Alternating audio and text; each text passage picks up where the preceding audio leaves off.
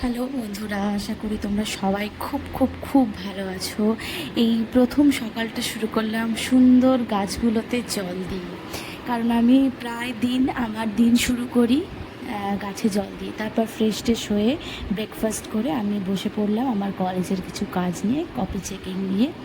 তো কি সুন্দর এঁকেছে না বাচ্চারা। তো খুব ভালো লাগে এগুলো দেখতে। সেই মনে হয় ছোটোবেলায় ফিরে যায়, কিন্তু এরা যদিও ছোট নয়, এরা ফার্স্ট ইয়ারে পড়ে। তারপর আমি দুধ একটু গরম করতে রান্নাঘরে চলে এলাম।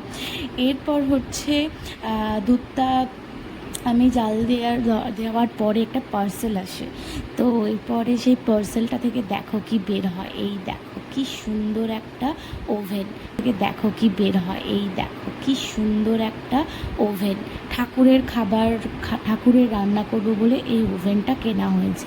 ভীষণ সুন্দর দেখতে ওভেনটা। তো এটারই আমি আনবক্সিং করছিলাম আস্তে আস্তে। তো তোমাদেরকেও দেখালাম কীরকম হয়েছে, সবাই একটু জানিও। আর আমি এখানে একটা এমব্রয়ডারি কাজ শুরু করেছি, কেমন হয়েছে জানিও। টাটা। আর এই